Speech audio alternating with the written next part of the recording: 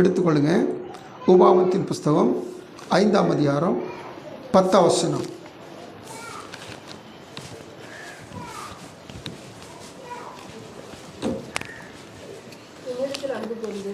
கற்பனைகளை கைக்கொள்கிறவர்களுக்கோ 1000 தலைமுறைகளுக்கும் இரக்கம் செய்கிறவராய் இருக்கிறேன். ஆமென். கண்களை மூடி ஆண்டு சமத்தில் செபிக்கலாம். எங்கள் அன்பின் பரலோக பிதாவையும் கோடி ஸ்தோத்திரம்ப்பா. மகிமை மாட்சி என்கிற நல்ல ஆண்டவரை நீங்கள் கொடுத்த இந்த ஜூன் மாதத்திலும் இந்த 4வது ஞாயிற்றுக்கிழமை பொழுதில் கர்த்தருடைய பாதையில் வந்து நாங்கள் கர்த்தரை தொழுது கொள்ள எங்களுக்கு உதவி செய்ய ஸ்தோத்திரம். தொடர்ந்து தம்முடைய வார்த்தையினால் பேசி இடைபெடுங்க. துதியான மகிமைக்கு பாத்திரராய் நல்ல ஆண்டவர் உங்களுடைய வார்த்தையின் மேலே எங்களோடு இடைப்படு பேசும். வசனத்தை கேட்குற பிள்ளைகள் வசனை சொல்லுகிற நம்முடைய அடிமை பலப்படுத்தும், பயன்படுத்தும். இந்த வார்த்தை நாங்கள் கை கொண்டு நடக்கத்தக்கதாக இதில் இருக்கிற அனைத்து நன்மையை சுதந்திரித்து கர்த்தருடைய ராஜ்யத்தின் ஆண்டவரை நித்தியத்தில் வந்து சேர தகுதியுடைய பாத்திரமாய் வாழ எங்களை வழிநடத்தும். பரிசுத்தாவின் உதவி மீட்பர் இயேசு கிறிஸ்துவின் பணிவோடு மன்றாடுவோம் ஜெபம் நல்ல பிதாவே. ஆமென். ஹல்லேலூயா. கர்த்தருடைய நாமம் மகிமைப்படுவதாக. தேவ சமூகத்தில் இரக்கத்தை குறித்து நாம் தியானித்து வருகிறோம். இந்த இரக்கத்தை குறித்து நாம் அதிகமாக தியானிக்கிற பொழுது ஆண்டவர் 10 கற்பனைகளை சொன்ன ஆண்டவர் 10 கற்பனைகளை மையத்தில் மையம் சொல்ல முடியாது. அதாவது தேவ சமூகத்தில் 4 கற்பனைகள் தேவனுக்குரியது, மீதி 6 கற்பனைகள் நமக்குரியது. அதில் இந்த 4வது கற்பனையை கர்த்தர் சொல்லுகிற பொழுது ஆண்டவர் அதை அதிகமாக அழுத்தம் கொடுத்து சொல்லுகிறவராக இருக்கிறார். அப்படி சொல்லுகிற பொழுது அதை துவக்குகிற ஆண்டவர் இந்த 5ஆம் அதிகாரம் 10ஆம் வசனத்தில் என்னிடத்தில் அன்பு கூர்ந்து என் கற்பனைகளை கைக்கொள்ளுகிறவர்களுக்கோ 1000 தலைமுறை மட்டும் இரக்கம் செய்கிறவராய் இருக்கிறேன். இந்த இருக்கிறேன் என்று சொல்லி மோசையோடு திருவுளம் பற்றின ஆண்டவர் இந்த நாளிலும் கூட நம்மோடு கூட திருவுளம் பற்றுகிறவராக இருக்கிறார். அவர் என்ன செய்கிறாராம்? அவர்கிட்ட அன்பு கூர்ந்து அவருடைய கற்பனைகளை கைக்கொள்வதற்கு 1000 தலைமுறை. கர்த்தருக்கு ஸ்தோத்திரம். ஒரே ஒரு மனுஷன் கர்த்தருக்கு அன்பு கூர்ந்து கர்த்தருடைய கற்பனைகளை கை கொண்டா போதுமா? அந்த மனுஷனுடைய 1000 தலைமுறைகளுக்கு மட்டும் அந்த மனுஷன் நிமித்தமாக கர்த்தர் இரக்கம் செய்கிறவராக இருக்கிறார். அல்லேலூயா. இப்போ இந்த வார்த்தை வாசித்த பொழுது இந்த வார்த்தைக்கு முன்னாடி இருக்கிற ஒரு எச்சரிப்பும் உண்டு. அதையும் நம்ம சேர்த்து வாசிக்கிறோம். என்னன்னு சொல்லி கேட்டிங்கன்னா, நீ அவைகளை நமஸ்கரிக்கவும் சேவிக்கவும் வேண்டாம். உன் தேவனாய் கர்த்தராயிருக்கிற நான் எரிச்சலுள்ள தேவனாயிருந்து என்னை பகைக்கிறவர்களை குறித்து பிதாக்குடைய அக்கிரமத்தை பிள்ளைகளிடத்தில் 3ஆம் 4ஆம் தலைமுறை மட்டும் விசாரிக்கிறவராய் இருக்கிறேன். 10ஆம் வசனத்தில் அன்பு கூறுறதை பற்றி பேசுகிற ஆண்டவர் 9ஆம் வசனத்தில் இதே ஆண்டவரை பகைக்கிறவர்களை குறித்து பேசுகிறார்.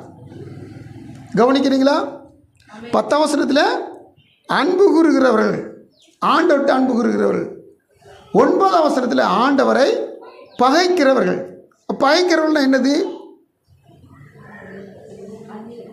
அந்நிய காரியங்களை நாடுனா, நம்ம தேவனை விட்டுட்டு அந்நிய தெய்வத்தை தேடணும்னா ஆண்டவர் பகைக்கிறோம்னு அர்த்தம். அல்லேலூயா. ஒரு குடும்பம் நல்லா இருந்துக்கிட்டே இருக்குது. நல்லா இருந்துக்கிட்டு இருக்க குடும்பத்தில் திடீர்னு அந்த கணவன் அல்லது திடீர்னு இந்த மனைவி என்ன செய்கிறாங்கன்னா, இந்த கணவனை விட்டுட்டு அல்லது இந்த மனைவி விட்டுட்டு இன்னொருத்தவங்கள்ட்ட என்ன செய்கிறாங்கன்னா ரொம்ப நெருக்கமாகிடுறாங்க. அப்போது ஏற்கனவே இருக்கிற கணவன் அல்லது மனைவிட்ட அவங்க பகை உண்டாக்குறாங்க. இதுதான் வேதம் சொல்லுது. அன்பு சமுதிரம் நல்லா வசந்த வாசித்து பாருங்கள். ஜீவனுள்ள தேவனை விட்டுட்டு விக்கிரகத்தை தேடி போனால் அது ஆண்டவர் பகைக்கிறன்னு அர்த்தம். இப்படி பகைக்கிறவங்கள ஆண்டவர் என்ன சொல்கிறாருன்னா 3ஆம் 4ஆம் தலை, அது 3 அல்லது 4 தலைமுறை மட்டும் என்ன சொன்னால் அவங்கள நான் கண்டிப்பாக நான் விசாரிப்பேன். விசாரிப்பேன் என்ன அர்த்தம்? இந்த இடத்துல அர்த்தம் தக்க பலன் கொடுப்பார். இவன் செஞ்ச சேட்டை, இவன் செஞ்ச தவறு, அவனுடைய பிள்ளைகள் 3ஆம் 4ஆம் தலைமுறை மட்டும் அவங்களுக்கு பிரதிபலன் கிடைக்கும். ஆனால் பாருங்க, பகைக்கிறத விட்டுட்டு அவர்கிட்ட அன்பு கூறுதா போதுமா? அன்பு கூறுகிறது நிமித்தம் 1000 தலைமுறைக்கு கர்த்தர் இரக்கம் செய்கிறவராக இருக்கிறார். எவ்வளோ நல்ல ஆண்டவர் நம்முடைய ஆண்டவர். ஆமென். கர்த்தருக்கு ஸ்தோத்திரம். நம்ம செய்ய வேண்டிய காரியம் என்ன சொல்லுது இந்த வசனத்தில்? முதல்ல அன்பு கூறணும், அதுக்கடுத்து தொடர்ச்சியாக கற்பனைகளை கை கொள்ள வேண்டும். கர்த்தருக்கு ஸ்தோத்திரம். நம்ம புதிய ஏற்பாடில் நீங்கள் வசனத்தை வாசித்து பார்த்தீங்கன்னா, அப்படி கற்பனை கை கொள்வதே அவரிடத்தில் அன்பு கூறுது போட்டு 1 யோவானில் நம்ம வாசித்து பார்த்தோம்னா, அன்பு கூறுதுன்னா என்னன்னு சொல்லி அதுக்கு விளக்கம். அவருடைய கற்பனை கை கொண்டால், கை கொள்வதுக்கு பேர் அன்பு கூறுதல். அப்போது ஏறத்தாழ இந்த 10ஆம் வசனத்தில் இருக்க முற்பகுதியும் பிற்பகுதியும் என்னிடத்தில் அன்பு கூர்ந்து அப்படின்னாலும், ரெண்டாவது என் கற்பனையில் கை கொள்ளுதல் அப்படின்னாலும் கூட, 2 சேர்ந்து ஒரே காரியத்துக்குள்ளே தான் வருது. அன்பு கூறுதல், கற்பனை கை கொள்ளுதல் அப்படின்னு சொன்ன காரியத்துக்குள்ளே தான் வருது. தேவ சமுதிர காத்திருக்க தேவ பிள்ளைகளே, இந்த ஆண்டவர் 10 கற்பனை சொல்லுகிறார். அப்படி 10 கற்பனை சொல்லுகிற பொழுது நான் சொன்னேன், முதல் 4 கற்பனை கர்த்தருக்குரியது, இரண்டாவது இருக்கிற 6 கற்பனைகளும் மனுஷனுக்கு நமக்கு உரியது. இதில் நீங்கள் இந்த முழுக்க வசனங்கள் வாசித்து பார்க்கும்போது ஏறத்தாழ இந்த 10 கற்பனை வாசிக்கிற பொழுது இந்த 10 கற்பனையில் அதிகமாக அழுத்தம் கொடுத்து ரொம்ப ப்ரெஸ் பண்ணி ஆண்டவர் சொல்கிற கற்பனை என்ன கற்பனை சொல்லி கேட்டிங்கன்னா, இந்த ஓய்வு நாளை ஆசரிக்க நினைப்பாய். அதாவது இந்த ஓய்வு நாளை தான் அனுச்சுன்னா சரியாக கீப்பப் பண்ணணும். அது ஆங்கிலத்தில் ரிமெம்பர்னு போட்டிருக்கும். இந்த ஓய்வு நாளை தான் கரெக்டாக அனுச்சுன்னா நினைவு கூர்ந்து செயல்படுத்தணும். கர்த்தருக்கு ஸ்தோத்திரம். இந்த ஓய்வு நாளை விட்டுறவே கூடாது. இந்த ஓய்வு நாளை குறித்து ஆண்டவர் ரொம்ப அதிகமாக என்ன சொன்னால், இந்த 10 கற்பனையில் ஓய்வு நாள் கற்பனை குறித்து ரொம்ப மென்ஷன் பண்ணிக்கிட்டே இருக்கிறார். இங்கே வசனம் வாசிப்பது பாருங்கள். உன் தேவனாய் கர்த்தர் உனக்கு கட்டளை இட்டபடியே ஓய்வு நாளை பரிசுத்தமாய் ஆசரிப்பாயாக. 6 நாளும் நீ வேலை செய்து உன் கிரியைகளை எல்லாம் நடப்பிப்பாயாக. 7ஆம் நாளோ உன் தேவனாய் கர்த்தருடைய ஓய்வு நாள். அதிலே நீ ஆனாலும், உன் குமாரன் ஆனாலும், உன் குமாரத்தி ஆனாலும், வேலைக்காரன் ஆனாலும், வேலைக்காரி ஆனாலும், எருதானாலும், கழுதையானாலும், மற்ற எந்த மிருக ஜீவனானாலும், உன் வாசலில் இருக்கிற அந்நியன் ஆனாலும் யாதொரு வேலையும் செய்ய வேண்டாம். நீ இளைப்பாறுவது போல உன் வேலைக்காரனும் உன் வேலைக்காரியும் இளைப்பாற வேண்டும். இன்னொரு ரீசன் சொல்லுகிறார், நீ எகிப்து தேசத்தில் அடிமையாயிருந்தாய் என்றும் உன் தேவனாய் கர்த்தர் உன்னை அவ்விடத்திலிருந்து வல்லமையில கரத்தினாலும் ஓங்கிய புயத்தினாலும் புறப்பட பண்ணினார் என்றும் நினைப்பாயாக. ஆகையால் ஓய்வு நாளை ஆசரிக்க உன் தேவனாய் கர்த்தர் உனக்கு கட்டளை இட்டார். கர்த்தருக்கு ஸ்தோத்திரம். இந்த ஓய்வு நாள் பிரமாணம் ஆண்டவர் எப்போ கொடுத்தார்? இது பிரமாணமாக அந்த 10 கற்பனை கொடுக்கும்போது கொடுத்திருக்கிறார். ஆனால் இந்த ஓய்வு நாளை கர்த்தர் எப்போ சொன்னார் நம்மள்கிட்ட? முதல்ல ஓய்வு நாள்னு எங்கே ஆண்டு சொல்கிறாரு? படைப்புகளை படைக்கிற பொழுது, இந்த பூமியையும் வானத்தையும் பூமி சிருஷ்டிக்கிற பொழுது கர்த்தர் 6 நாள் என்ன செஞ்சுன்னா வானத்தையும் பூமியில் ஒவ்வொன்றையும் சிருஷ்டித்துட்டு அவர் என்ன செஞ்சாராம்? ஆதியாகமம் 2ஆம் அதிகாரம் 2ஆம் வசனத்தில் 3ஆம் வசனத்தில் பார்க்கிற பொழுது, நிறைவேற்றி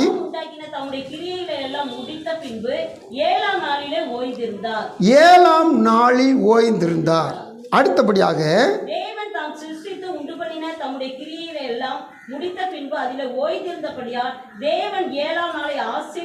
ஏழாம் நாளை ஆசீர்வதித்து அதை பரிசுத்தமாக்கினார். நல்லா கவனிங்க, நாளை கர்த்தர் பரிசுத்தமாக்குகிறார். அவர் பார்வையில் எல்லாம் சரி, எல்லாம் ஈக்குவல் தான். ஆனால் அதில் ஒரு விசேஷ நாளை ஓய்ந்திருக்கிறனால அவர் என்ன செய்யறனா பரிசுத்தமாக்குறார். அந்த நாளை ஆஸ்வதிக்கிறார். இந்த நாளை தான் நமக்கு பிரமாணமாய் கொடுக்கிறார். இந்த நாளை தான் நமக்கு கற்பனையாய் கொடுக்கிறார். இதுக்கு நம்ம கீழ்ப்படிய வேண்டும் என்று சொல்கிறார். அல்லேலூயா. கர்த்தருக்கு ஸ்தோத்திரம். நல்லா கவனித்து பாருங்கள். அதாவது இது பழைய ஏற்பாட்டில் 7ஆம் நாள்.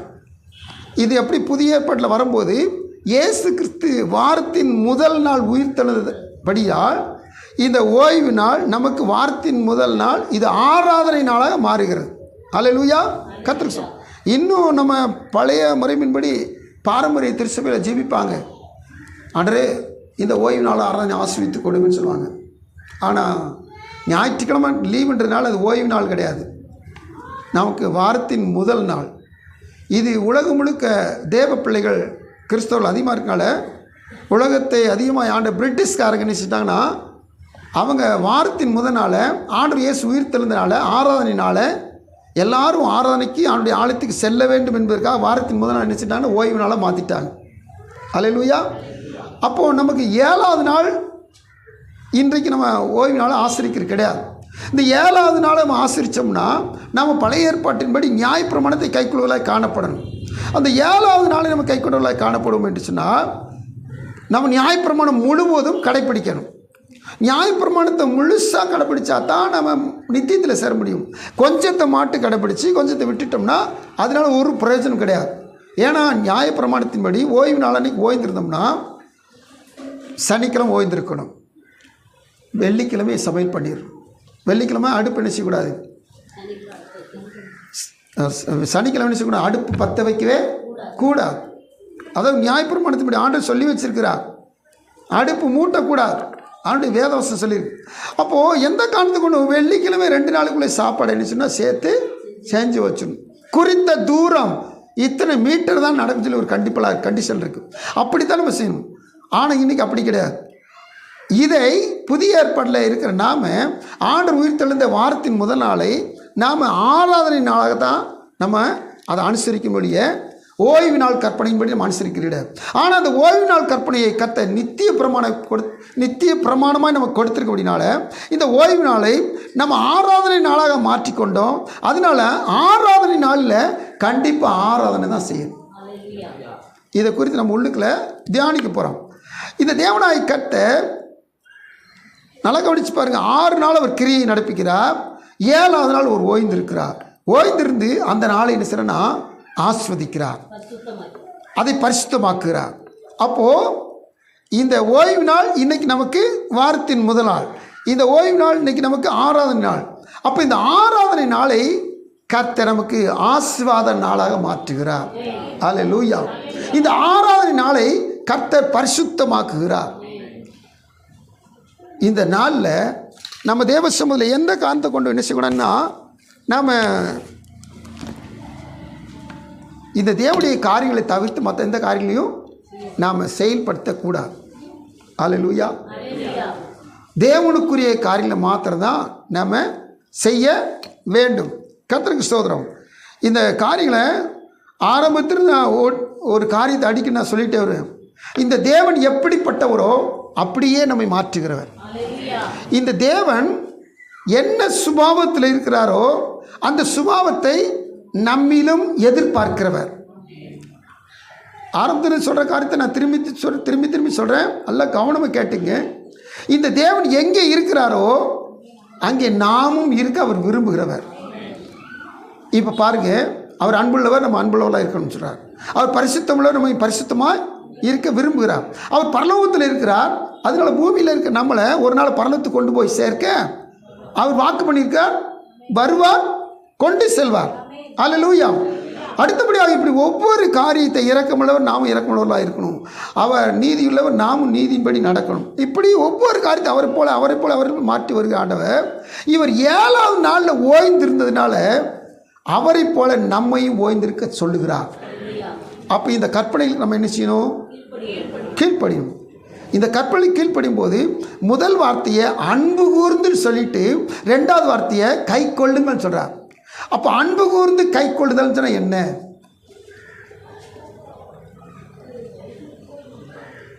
அன்புன்னா என்ன? தேவனை விரும்புறதுன்னு அர்த்தம்.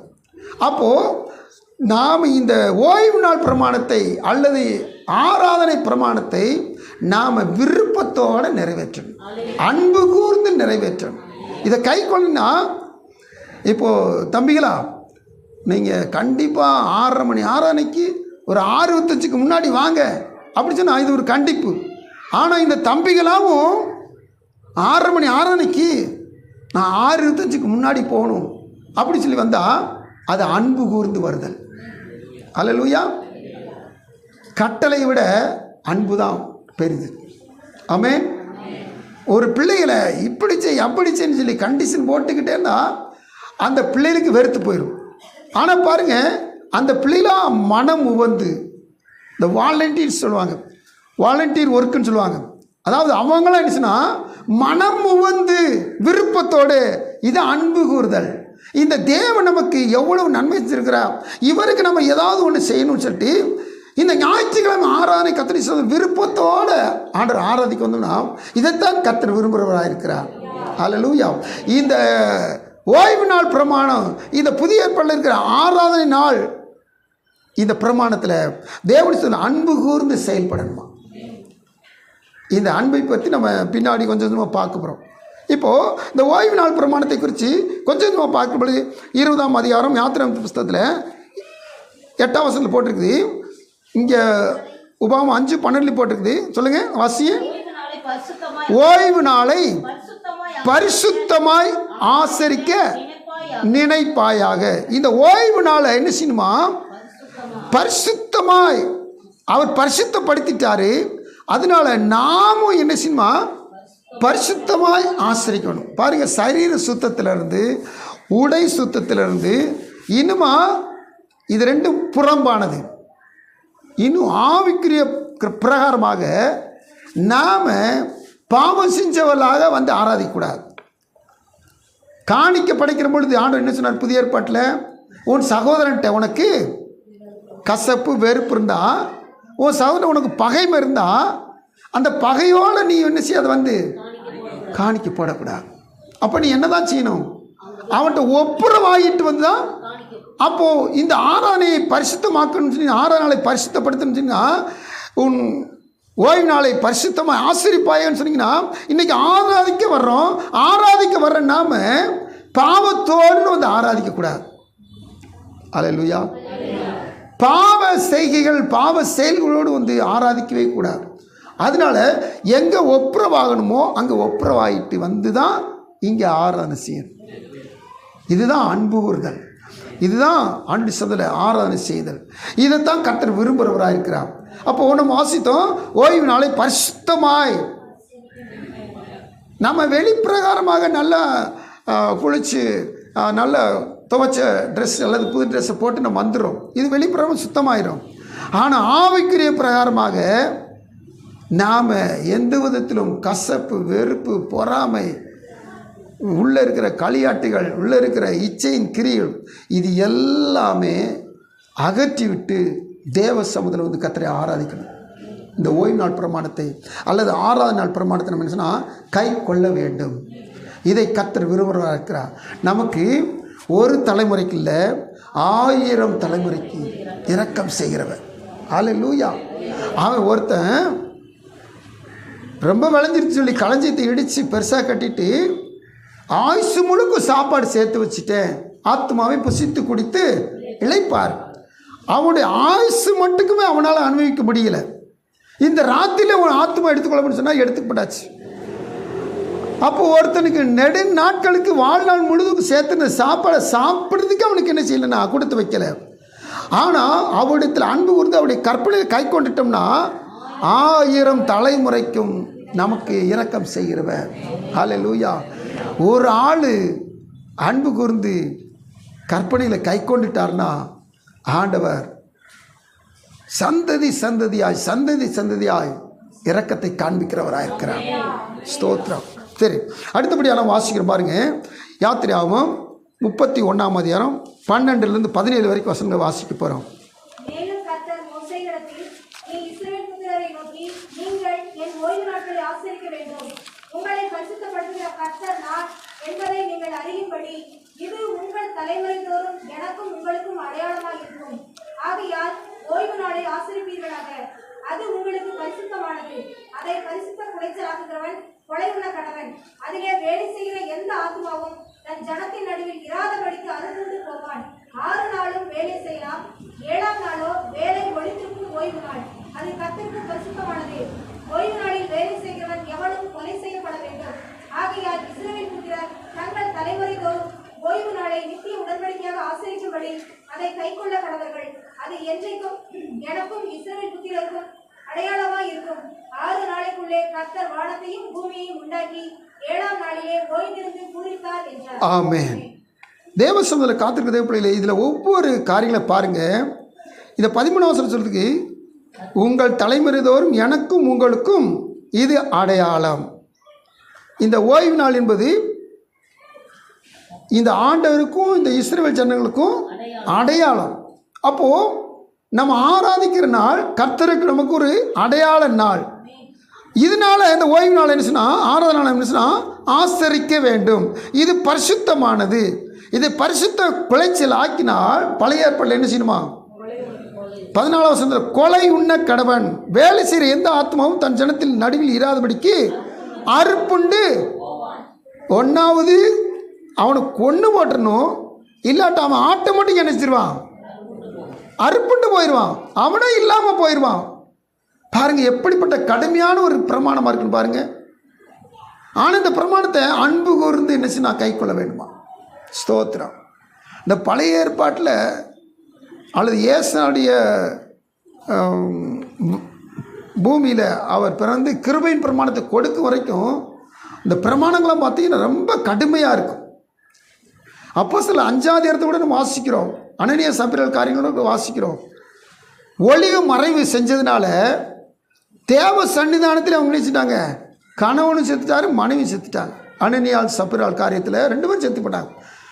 அந்த காலத்தில் பிரமாணம் அவ்வளவு கடுமையாக இருந்திருக்கு. அறுப்புண்டு போவான்னு சொன்னால் ஒன்று கொல்லணும், இல்லாட்டா தண்டை போல நினைச்சு அவனும் செத்து போயிடுவான்.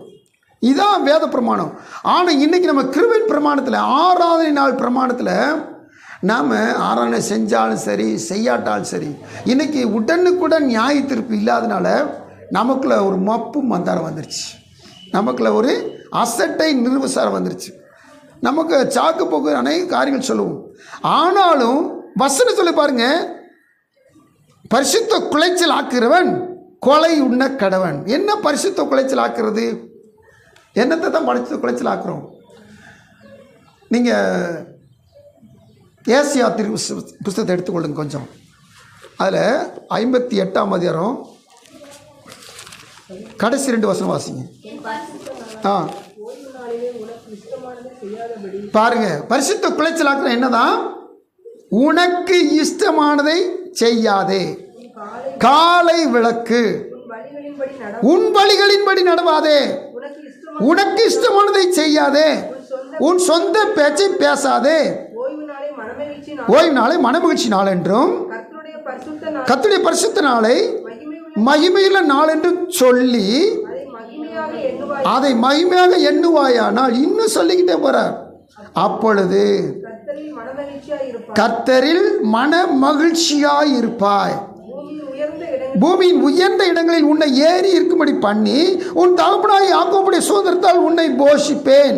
கர்த்தருடைய வாய் இதை சொல்லிற்று. அல்லேலூயா. இந்த முதல் வசனத்தில், அதாவது 13 வசனத்தில் ஃபுல்லாக கண்டிஷன், இந்த 14 வசனத்தில் ஃபுல்லாக ஆசீர்வாதம். அல்லேலூயா. நல்லா கவனிச்சு பாருங்க. ஓய்வு நாள் பிரமாணம் இன்றைக்கி நமக்கு 6ஆம் நாள் பிரமாணம்.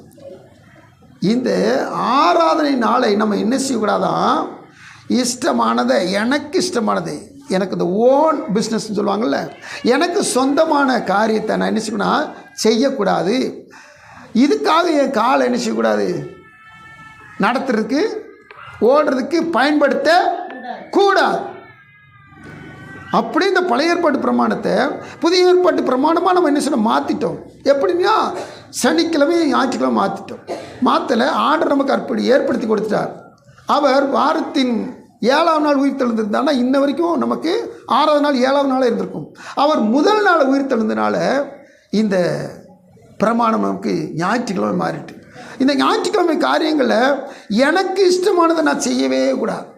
கர்த்தருக்கு ஸ்தோத்திரம். பொதுவாக நம்ம ஞாயிற்றுக்கிழமை தான் நமக்கு ரெஸ்ட் எடுக்கனால அதில் தான் அநேக காரியங்கள். ஒரு காலத்தில் அஞ்ஞானிகளை இருந்தபோது நம்ம வாரம் முழுக்க விளைஞ்சிட்டு ஞாயிற்றுக்கிழமை தான் மதியம் சினிமாவுக்கு போவோம். அது அந்த காலம். இப்போ அதெல்லாம் கடந்து வந்துட்டோம். ஆனால் இந்த காலத்தில் என்ன செய்கிறோம், நமக்கு சொந்தமான காரியத்தை அநேக காரியங்கள் செய்வோம். ஆனால் இதெல்லாம் தேவனுக்கு பிடிக்கலன்னு சொல்கிறார். காலை விளக்குன்றார், உன் வழிகளில் நடவாதென்றார், உனக்கு இஷ்டமானதை செய்யாதென்றார், உன் சொந்த பேச்சை பாருங்கள். பேசுறது கூட கர்த்தருக்குரிய பேச்சுகளை தான் பேசணுமா, கர்த்தருடைய கற்பனையை தான் பேசணும், கர்த்தருடைய பிரமாணங்களை தான் பேசணுமா. அந்த ஓய்வு நாள் அன்றைக்கி பழைய ஏற்பாட்டில் சொந்த பேச்சை என்ன செய்யக்கூடாதான், பேசவே கூடாது. பேசுறதுல தப்பாங்க. நம்ம பார்த்தோம், இந்த ஓய்வு நாள் பிரமாணத்தை பரிசுத்தமாய் ஆசரிக்கணும், அதை பரிசுத்த குலைச்சல் ஆக்கிடவே கூட. அப்போது சொந்த பேச்சை பேசிட்டா இன்னைக்கு இந்த ஓய்வு நாள் பிரமாணத்தை நான் பரிசுத்த குலைச்சல் ஆக்கிறேன்னு அர்த்தம். அப்படி ஆக்கவே கூடாது. இதை மனமகிழ்ச்சி நாள் என்றும் கர்த்தருக்கு ஸ்தோத்திரம். இந்த நாளை இதெல்லாம் நம்ம மனமகிழ்ச்சி நாளா என்று எண்ணுகிற மாதிரியா நம்ம இந்த கற்பனையில் இருக்குது. பெரிய பாரத்தை தூக்கி வச்ச மாதிரி இருக்குது. புரிஞ்சுக்கிட்டிங்கன்னா தான் உங்களுக்கு இந்த வசனம் விளங்கும். இந்த இப்படிப்பட்ட கற்பனை சொல்லிட்டு இந்த நாளை என்ன செய்யணுமா, மனமகிழ்ச்சி நாள் என்று சொல்லி, இதை மகிமையில நாள் என்று சொல்லி எண்ணுவது மனமகிழ்ச்சி நாள் என்னமா சொல்கிறது, மகிமை நாள்னு சொல்லணுமா. உண்மையிலேயும் பிள்ளைகளுக்கெல்லாம் வெறுப்பாக இருக்கும். ஏன்னா ஞாயிற்றுக்கிழமை தான் லீவு, இந்த நாளில் நீ அங்கே கூட்டு போகிறீங்களா, இங்கே கூட்டு போகிறீங்களா, அப்படி இப்படின்னு சொல்லி சொல்கிறோம். தேவசம் காத்திருக்க தேவ பிள்ளைகள். ஆனால் மெய்யாகவே நம்ம புதிய ஏற்பாட்டில் நமக்கு கர்த்தர் விடுதலை கொடுத்துருக்கனால ஆராதனை செஞ்சுட்டு பாக்கியில் காரியங்கள்லாம் பார்க்குறோம். ஆண்டவர் கிருபையின் நாளில் நம்மளை வச்சிருக்கனால அவர் கிருபையாக நம்ம மன்னிக்கிறார், கிருபையாக நம்மை நடத்துகிறார். கர்த்தருக்கு ஸ்தோத்திரம். எப்படியோ காலையில் கர்த்தரை தேடுறதுனால அந்த நாள் முழுதும் அந்த வாரம் முழுதும் கர்த்தர் என்ன செய்யறார், நம்மளை ஆசிர்வதித்து நடத்துகிறவராக இருக்கிறார். இப்படி எண்ணினா 14 வசனத்தில் அப்பொழுது கர்த்தரின் மனமகிழ்ச்சியாக இருப்பாய். மனமகிழ்ச்சி நாளென்று நாம் இதை எண்ணினா நம்மையும் மனமகிழ்ச்சி ஆக்கிறவராக இருக்கிறார். மனமகிழ்ச்சியாக இருப்பார். அது என்ன மனமகிழ்ச்சி? கர்த்தரில் மனமகிழ்ச்சியாக இருப்பார். பூமியின் உயர்ந்த இடங்களில் உன்னை ஏறி இருக்கும்படி பண்ணி. அல்லேலூயா, ஸ்தோத்திரம். அப்போது ஒரு ஆஃபீஸ் இருக்குன்னா அந்த ஆஃபீஸில் மேல்மட்ட பதவி ஒன்று இருக்கும், கீழ்மட்ட பதவி ஒன்று இருக்கும். அப்படி தானே?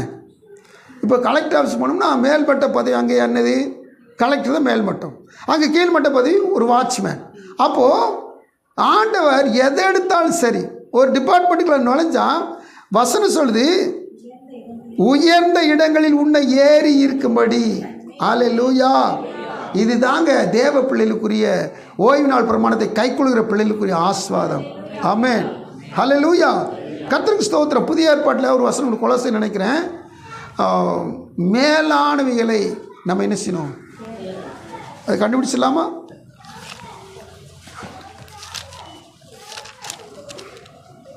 நீங்கள் கிறிஸ்துவுடனே கூட எழுந்ததுண்டால் கிறிஸ்து தேவனுடைய வலதுபார்சல் வீற்றிருக்கும் இடத்தில் உள்ள மேலானவைகளை தேடுங்கள், பூமியில் உள்ளவைகளை அல்ல. கொலோசியர் 3:1-2 வாசிக்கிறோம். பூமியில் உள்ளவைகளை அல்ல, மேலானவைகளையே நாடுங்கள். அல்லேலூயா. ஆனால் இந்த ஆவிக்குரிய அர்த்தத்தை பழைய ஏற்பாட்டில் கீழான பதவிகள், கீழான வேலைகளை நீங்கள் தேடிக்கிட்டே இருக்காதீங்க. ஐயோ, ஒரு வாட்ச்மேன் வேலை கிடைச்சா கூட பரவாயில்லையே, அது பேசாமல் ஒரு 20,000-30,000 சம்பளம் கிடைக்கும், அதில் நிம்மதியாக வாழ்ந்துட்டு போகலாம். இப்படி நீ கீழானதுன்னு நினைக்காதீங்க. ஆண்டவர் சொல்லியிருக்காரு, பூமியின் உயர்ந்த இடங்களில் ஒவ்வொரு டிபார்ட்மெண்ட்லேயும் ஒவ்வொரு அலுவல்களையும் உங்களுக்கு எந்த உயர்ந்த ஸ்தானமோ அந்த உயர்ந்த ஸ்தானத்தை நீங்கள் கேட்டு இல்லை, நீங்கள் ஓய்வு நாள் பிரமாணத்தை கை கொண்டுட்டீங்கன்னா அதை உங்களை உட்கார்படி செய்வார் ஆண்டவர். அல்லேலூயா. கர்த்தருக்கு ஸ்தோத்திரம். இதாங்க நமக்குரிய ஆசீர்வாதம். இதுக்கு அடுத்து கடைசியில் சொல்லி முடிக்கிறாரு, உன் தகப்பனாகிய யாக்கோபுடைய சுதந்திரத்தால் உன்னை போஷிப்பேன். கர்த்தருடைய வாய் இதை சொல்லிட்டு, ஆண்டுடைய வாய் சொல்லிடுச்சு. இதுக்கு மாற்று கருத்தே கிடையாது. ஸ்தோத்திரம். யாக்கோபுடைய சுதந்திரம், ஆபிரகாம், ஈசாக்கு, யாக்கோபு முற்பிதாக்குடைய ஆசீர்வாதத்தை நமக்கு தந்து நம்மை நிரப்புற தேவனாக இருக்கிறார். அல்லேலூயா. அப்போது தேவ சமூகத்தில் இந்த ஓய்வு நாள் பிரமாணத்தை குறித்து நம்ம அதிகமாக தியானிச்சுட்டு வரோம். சரி, அடுத்தபடியாக எரேமியா 17:21-22 வாசிங்க. எரேமியா. நீங்கள் ஓய்வு நாளில் சுமைகளை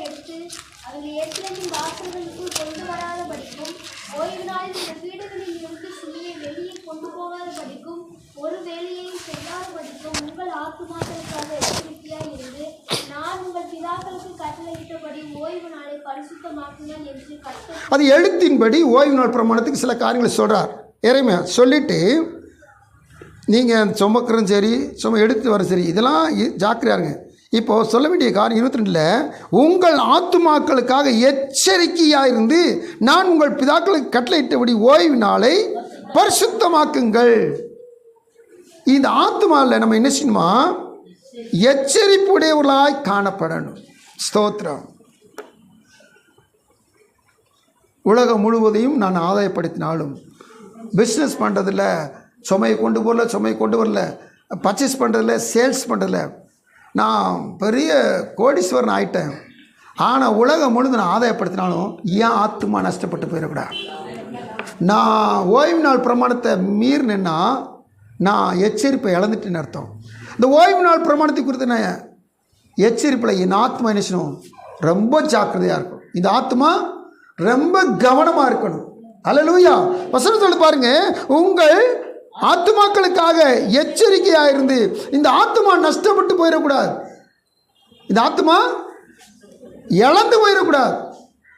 மனுஷன் உலகம் முழுதும் ஆதாயப்படுத்தினாலும் அவன் ஆத்மா நஷ்டப்பட்டு போனான், அதனால் ஒரு லாபமும் இல்லை, ஒரு லாபம் கிடையாது. ஸ்தோத்திரம். கோடியாக சேர்த்தாலும் கோடியாக சம்பாதிச்சாலும் அவன் நினைக்கிறான் என் பிள்ளைகளுக்கு நான் சம்பாதிச்சு வச்சிட்டேன்னு சொல்லி. இன்றைக்கி இருக்கிற நடைமுறையில் இருக்கிற ஒவ்வொரு காலையும் பாருங்கள், எத்தனையோ விதங்களில் வருமானத்தை பார்க்குறாங்க. ஆனால் மொத்தமாக சேர்த்து வச்சதுமே அவங்க ஆட்சி முடியவுள்ளேயும் என்ன செய்தது? அரசாங்கம் அதை அள்ளிட்டு போயிருக்கு. அவங்க நினைக்கிறாங்க பரவாயில்ல, 4 பிள்ளை இருக்காங்க, 4 பிள்ளைகளுக்கும் இத்தனை கோடி கணக்கில் வச்சுருக்கணும். ஆனால் அத்தனை கோடியும் என்ன செய்யுது? அரசாங்கம் அள்ளிட்டு போயிரு, பிடிங்கிட்டு போயிரு. அப்போது அவங்க நினச்ச நினப்பு என்ன ஆகும்? மண்ணாக போயிடும். தேவசர் காத்திருக்க தேவ பிள்ளைகளே, இந்த ஆத்மாவை குறித்து நம்ம எச்சரிப்புடையவர்களாய் காணப்படணும். ஸ்தோத்திரம்.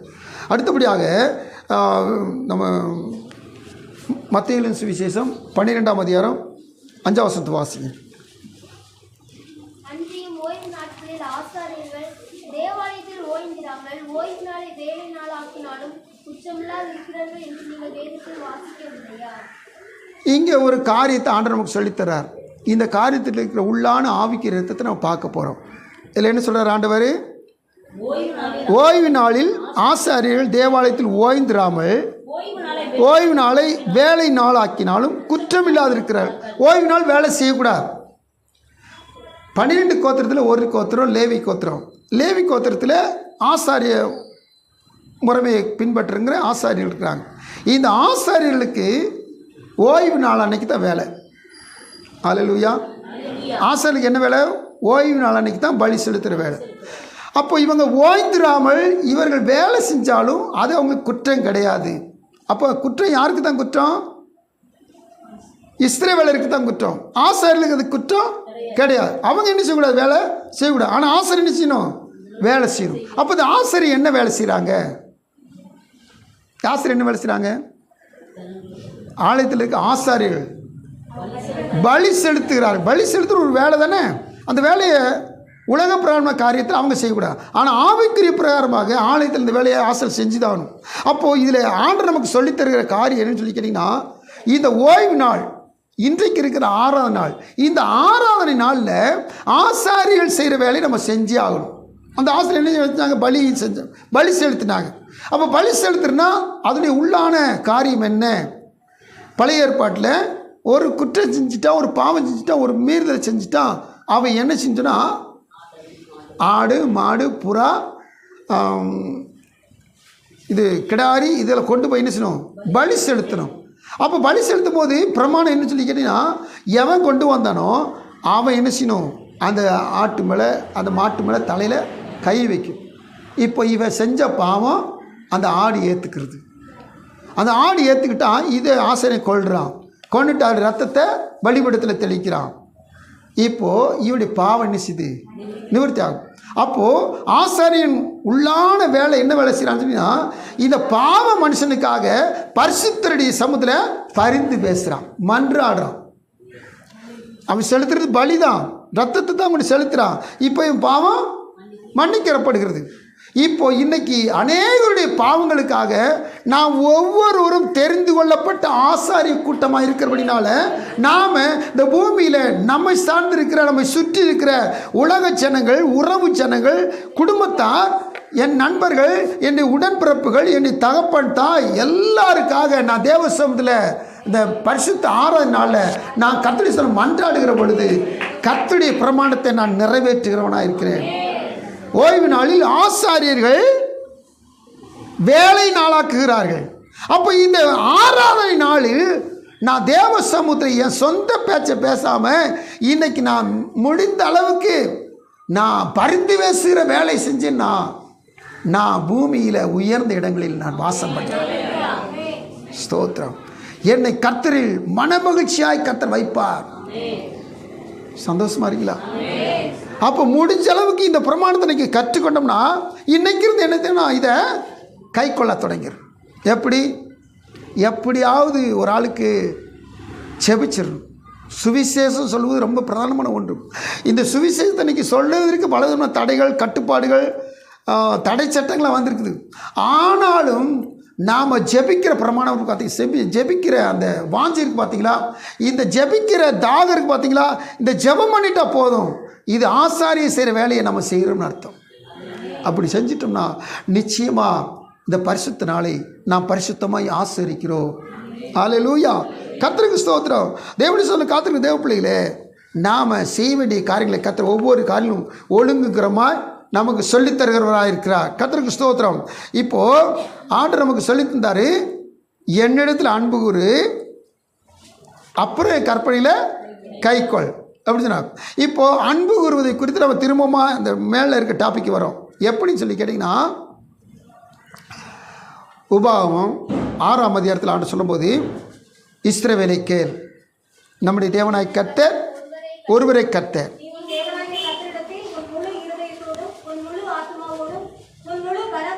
இருதயம், ஆத்துமா, பலம். இது எல்லாமே எப்படிப்பட்டதா? முழு, ஹோல். அதாவது இருதயம், ஆத்துமா, பலன், இந்த சரீர பலன், இதை முழு, இதுதான் தேவசமத்தில் பாடினாலும் சரி, துதிச்சாலும் சரி, ஜெபிச்சாலும் சரி, இந்த முழு பலத்தோடு செய்யணும், முழு இருதயத்தோடு செய்யணும். அப்போ அன்பு கூறுவதில் இருதயம் முழுசாக இருக்கணும். ஓர வஞ்சகம் கூடவே கூடாது. அன்பு கூறுவதில் முழு ஆத்மாவோடு விளணும். அதாவது ஆவி, ஆத்மா, சரீரத்தை தான் அங்கே பிரித்து காமிக்கிறார். இந்த ஆவி இருதயம், இந்த ஆத்மா, அதுக்கடுத்து இந்த சரீரம் முழு பலன். இந்த ஆவி, ஆத்மா, சரீரத்தில் ஓர வஞ்சனை செஞ்சுட்டு நம்ம அன்பு கூறவே கூடாது. இஸ்ரவேலை கேள், நம்முடைய தேவனாய் கர்த்தர் ஒருவரை கர்த்த, நீ உன் தேவனாய் கர்த்தரிடத்தில் உன் முழு இருதயத்தோடும், உன் முழு ஆத்தோடும், முழு பலத்தோடும் அன்பு கூறுவாய. இது பழைய ஏற்பாட்டில் ஆண்டு சொல்லிட்டார், முடிச்சிட்டார். புதிய ஏற்பாட்டில் ஒருத்தன் வந்து ஆண்டு கேட்குறான், ஏசப்பட்டு கேட்குறான், கற்பனையில் பிரதான கற்பனை எது? மத்தேயு 22ஆம் அதிகாரத்தில் ஆண்டர் 38, 39 இதுக்கு பதில் சொல்கிறார். இதற்கு ஒப்பாய் இருக்கிற 2ஆம் கற்பனை என்னவென்றால், உன்னிடத்தில் அன்பு கூறுவது போல பிறனிடத்திலும் அன்பு கூறுவாயாக. இதுதான் முழு வேதம். நல்லா கவனிங்க.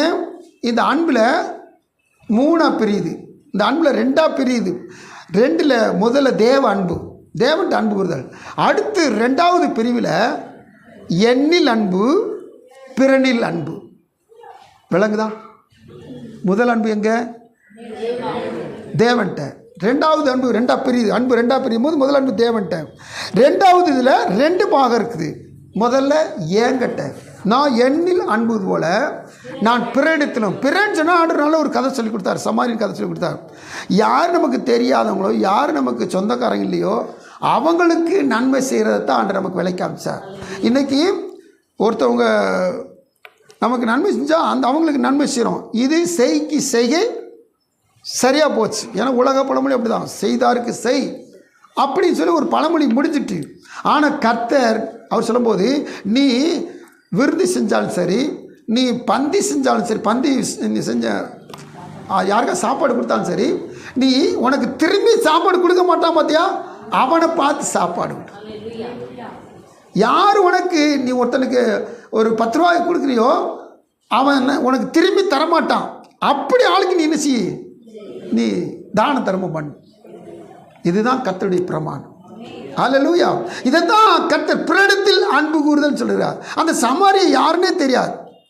அந்த சமாரியன் அடிபட்டு கிடக்கிற, திருடன் கையில் அடிபட்டு கிடக்கிற ஒருத்தனை, ஒரு இஸ்ரவேலன், ஒரு யூதனை காப்பாற்றி சத்திரத்தில் சேர்த்து அவனுக்கு எண்ணெய் வார்த்து அவனுக்கு மருந்தை கேட்டு சத்திரத்தில் கொண்டு சேர்த்து சத்திரக்காரனுக்கும் கவனிக்கிறதுக்கு பணம் கொடுக்குறான். போதாட்டா இன்னமும் தரஞ்சிடான். அவனுக்கு இவனுக்கு உறவு இருக்கா? இல்லை அவன் இனமா, அவன் ஜனமா? ஒன்றுமே கிடையாது. யாரோ ஒருத்தன்.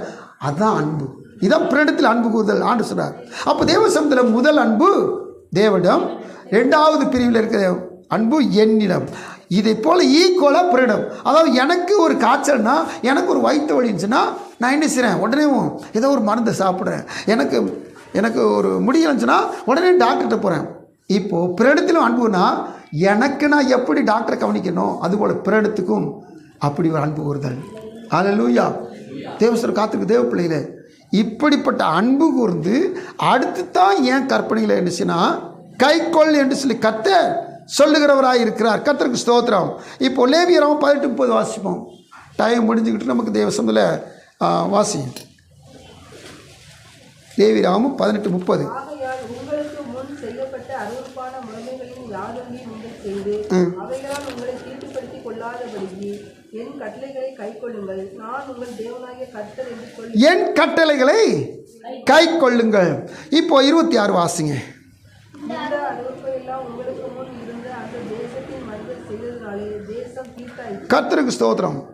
நீங்கள் முன்னாடி போய் வாசித்து பாருங்கள். இதுக்கு முன்னாடி இருக்கிற அருவருப்புன்னா அருவருப்பு, தாறுமாறான அருவருப்பு, இதெல்லாம் கானான் தேசத்தில் இருக்கிற ஜனங்கள் செய்தவங்க. இது மூடி மறைச்சு நான் உங்கள்கிட்ட சொல்கிறேன். அதாவது மிருகத்தை கல்யாணம் முடிச்சுக்கிறது, மிருகத்தோடு கூட குடும்ப வாழ்வு வாழ்கிறது, இதெல்லாம் கானானியர் செஞ்ச வேலைகள். மிருகத்தோட குடும்ப வாழ்வு கானானியர் செஞ்ச வேலை. இந்த அருவருப்பில் யார் செய்யக்கூடாதான் சொல்லுங்களேன்? இஸ்ரவேலை செய்யக்கூடாது. இந்த அருவருப்பில் இன்னைக்கு இருக்கிற ஆவிக்கிற தேவப்பிள்ளை கிறிஸ்தவர்கள் செய்யக்கூடாது. ஹல்லேலூயா. அநேக காரியங்கள், அருவருப்பான காரியங்கள், இதெல்லாம் ஆண்டு சொல்லிட்டு இந்த அருவருப்புகள் அவங்க செஞ்சாங்க. அதனால அந்த தேசம் நினைச்சிருச்சு, தீட்டாயிடுச்சு.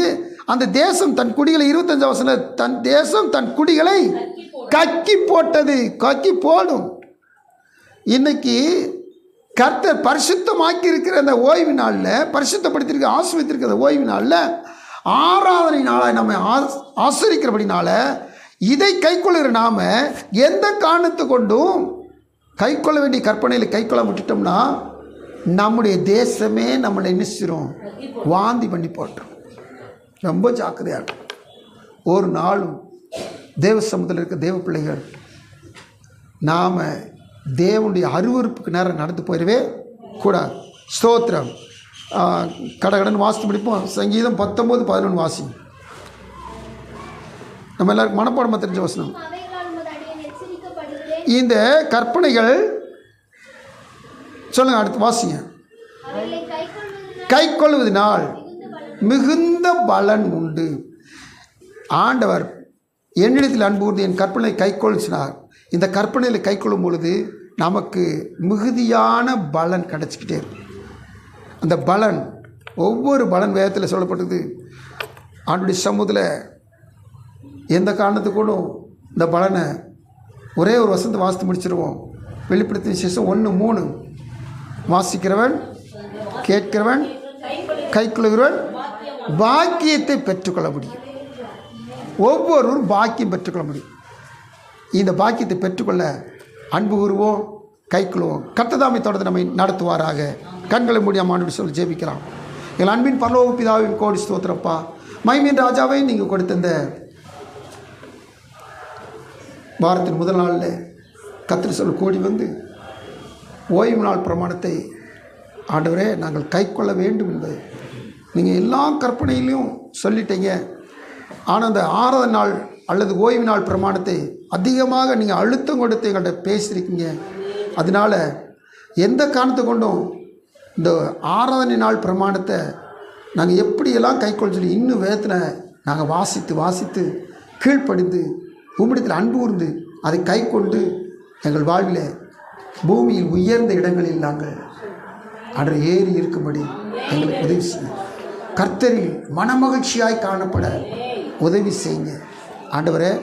நாங்கள் கீழ்ப்படியாமல் போய் அருவருப்புகளை செய்து தேசம் அந்த கானான் குடிகளை கக்கி போட்டது போல எங்களை நீர் வாந்தி பண்ணி போடாதபடிக்கு ஆண்டவரே நாங்கள் ஜாக்கிரதையாக இருக்க, எங்கள் ஆத்துமா எச்சரிப்புடையதாக இருக்க எங்களுக்கு உதவி செய்யும். அன்பின் ஆண்டவரே, வார்த்தை சொன்ன வார்த்தையை கேட்டபடி பிள்ளைகள் ஒவ்வொரு கர்த்தர் கண்ணோக்கி பாருங்கள், பொறுப்படுத்துக்குள்ள வழி எடுத்து இந்த 6வது நாள் பிரமாணத்தை, பழைய ஏற்பாட்டினுடைய ஓய்வு நாள் பிரமாணத்தை இன்னும் நாங்கள் அதிகமாய் வாசித்து உண்மையில் அன்பு வந்து உங்களுடைய கற்பனை கை கொண்டு நடக்க உதவி செய்யுங்க.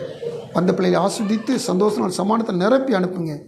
இரட்சகர் மீட்பர் இயேசு கிறிஸ்து நாமத்தில் விடுகிறோம் ஜெபம் கேள் நல்ல பிதாவே, ஆமென்.